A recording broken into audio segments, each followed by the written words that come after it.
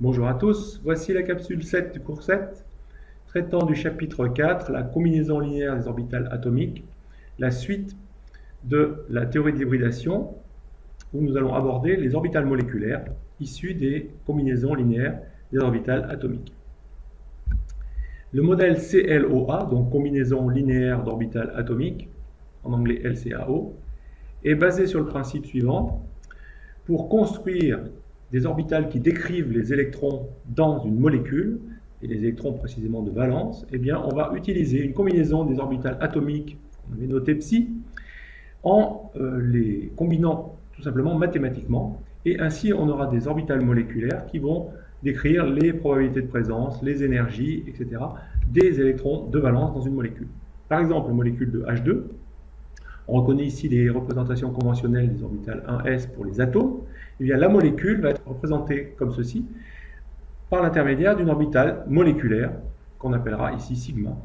Cette orbitale moléculaire a été obtenue en combinant tout simplement, linéairement, les orbitales atomiques, ici 1s. La fonction d'onde qui décrit deux électrons de valence, dans le cas de H2 par exemple, eh bien, va se construire de la façon suivante. Pour la molécule de dihydrogène, on va distinguer deux atomes qu'on a indicés ici, petit a et petit b.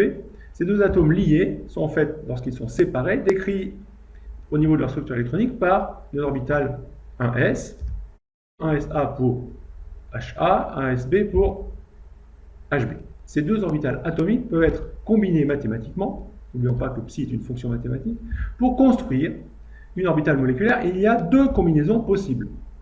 Combinaison linéaire signifie faire une opération avec des additions, des soustractions, des choses comme ça. Donc, première orbitale moléculaire possible, il y a une combinaison dans laquelle on va faire une addition, tout simplement, des deux orbitales psi 1, 0, 0, c'est-à-dire les orbitales 1sa et 1sb, tout simplement, avec tout simplement une addition et puis un facteur n ici qui est un réel dont on ne s'occupera pas.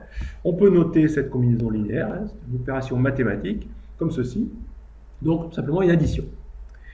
On va donc représenter de façon conventionnelle les deux orbitales atomiques avec un plus au centre.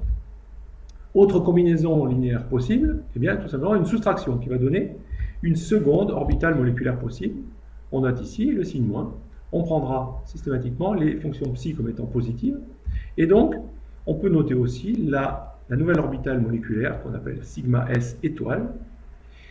On va la noter m, réel quelconque, multiplié par la soustraction des deux fonctions 1s.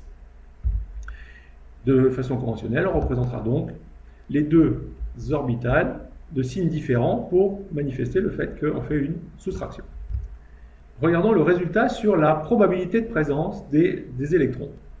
Lorsque le cas 1 est évoqué, ici, l'addition des deux orbitales, on voit que lorsqu'on prend le carré de la fonction d'onde qui décrirait les deux électrons dans la molécule, eh bien ce carré, lorsqu'on développe, est plus grand que la somme des deux carrés des deux atomes pris séparément. Ce qui signifie que la densité de probabilité de présence des deux électrons entre les deux noyaux sera plus élevée que la somme des deux densités de probabilité de présence des électrons lorsqu'ils sont localisés sur chacun des noyaux. Donc on a une augmentation de la probabilité de présence des deux électrons, ce qui fait que les deux électrons sont finalement partagés, comme dans le modèle de Lewis.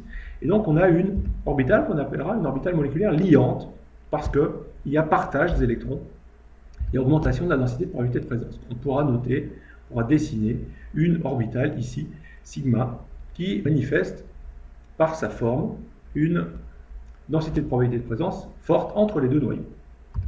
Autre cas possible, lorsque le cas numéro 2 est évoqué ici, lorsqu'on fait une soustraction, eh bien, lorsqu'on prend le carré de la fonction d'onde, le développement de cette identité remarquable fait qu'on obtient un signe moins qui est ici.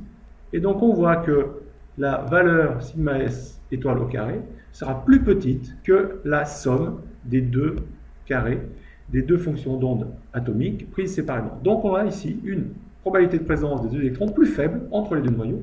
On appellera cette orbitale sigma s étoile, orbitale moléculaire antiliante.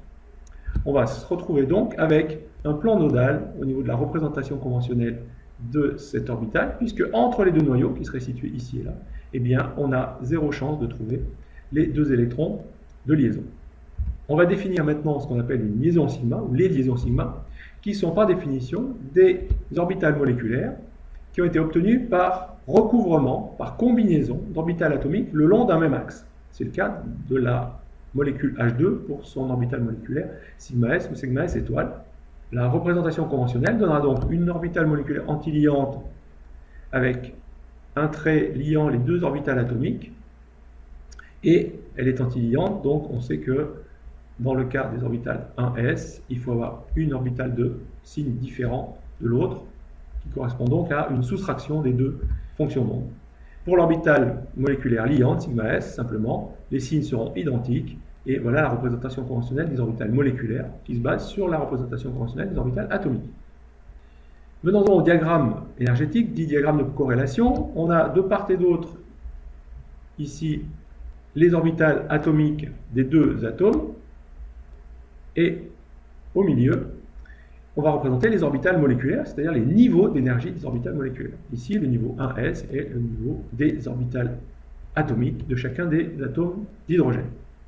La représentation des deux possibilités, voilà la première. L'orbitale moléculaire sigma s liante a une énergie plus basse que les niveaux de départ, tout simplement parce qu'on a une augmentation de la densité de probabilité de présence. Donc la molécule de H2 aura un niveau d'orbital moléculaire liant qui sera plus bas en énergie d'une valeur delta E+, par rapport aux niveaux initiaux des orbitales atomiques. Deuxième possibilité, évidemment, l'autre combinaison linéaire donne une orbitale moléculaire antiliante qui sera d'énergie plus haute, avec une énergie delta E- ici, qui est bien plus élevée que delta E+. On a une déstabilisation vers le haut. Ces deux possibilités sont donc les deux possibilités pour les électrons de valence, de H2, de se positionner dans un diagramme énergétique. Voyons comment ça se passe. Effectivement, chaque hydrogène est de configuration électronique 1s1. Lorsqu'ils mettent en commun leurs électrons à l'état fondamental, eh bien, en énergie, ils seront évidemment situés au niveau d'énergie le plus bas, ce qui confère à la molécule une stabilité. Bien sûr, des états excités sont possibles, mais à l'état fondamental, la structure électronique de la molécule de dihydrogène sera au niveau de sa couche de valence, sigma s, 2 signifiant 2 électrons sur le niveau sigma s. Merci, à bientôt en cours pour les autres molécules, notamment les molécules diatomiques des éléments de la seconde période.